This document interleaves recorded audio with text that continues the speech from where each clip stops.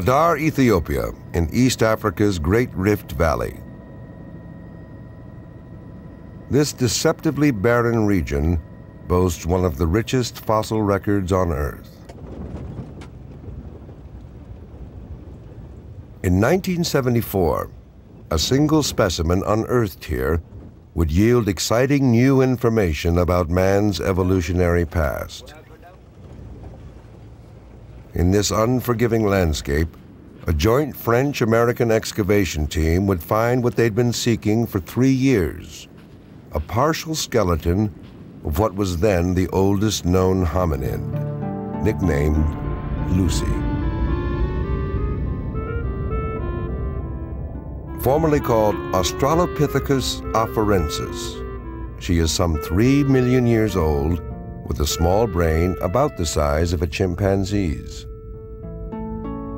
Lucy's small skeleton had ape-like features, strong jutting jaws, long arms, and short legs.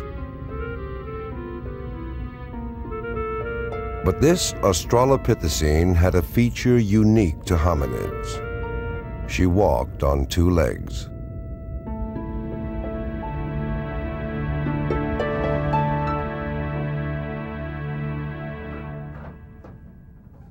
Professor Randall Sussman of the State University of New York, Stony Brook, has been studying Lucy's anatomy.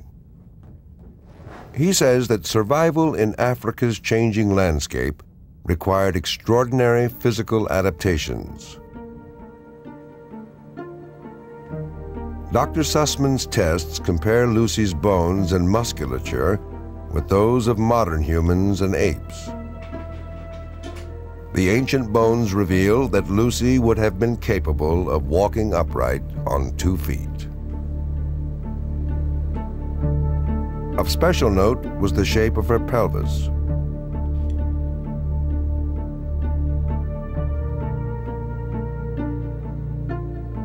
Lucy's hips were wide to support the weight of her internal organs when she stood.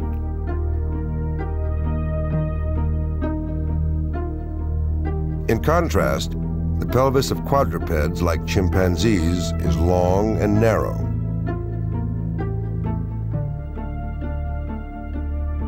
Within the spectrum of primates, Lucy's pelvis is more human than ape-like. From the hip joint, the thighs slant inward from the waist toward the knees. This structure would permit stronger legs that could carry more weight, lowering the body's center of gravity and making an upright posture easier to hold.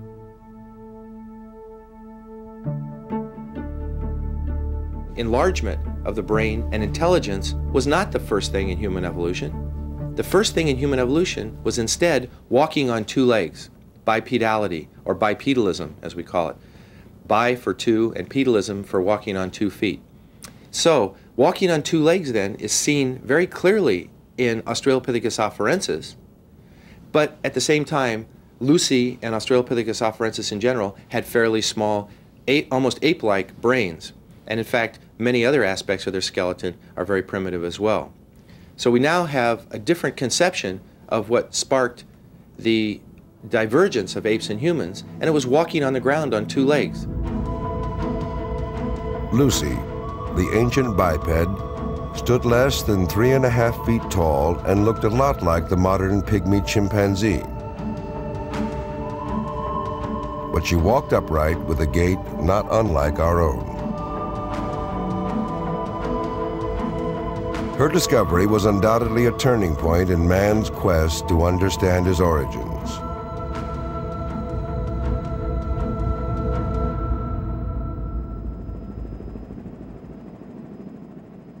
Ancient theaters of evolution. Africa's forests are man's primeval home.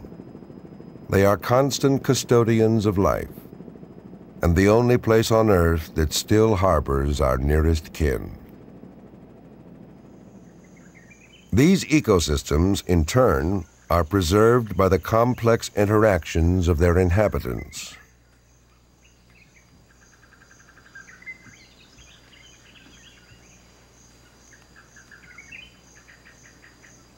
With an arboreal design and intelligence, the first ape-like primate, proconsul, was well adapted to life in the forest. Its descendants, among them chimps, gorillas, and man, still find sanctuary in his shadow.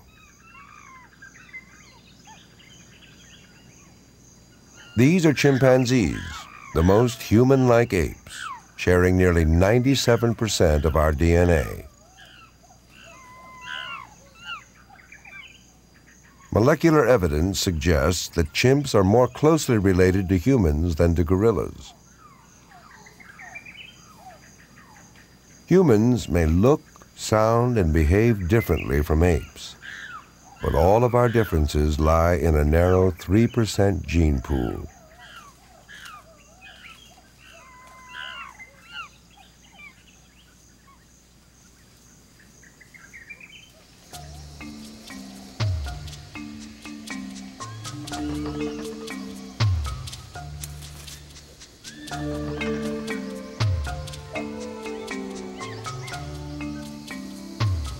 In the remote forests of central Zaire lives another distant relation.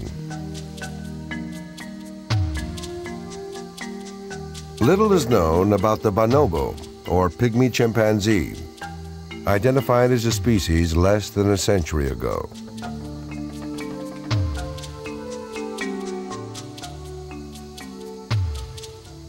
Here in the forest, bonobos, a matriarchal society, rely on each other for food, protection against their enemies, and even emotional support.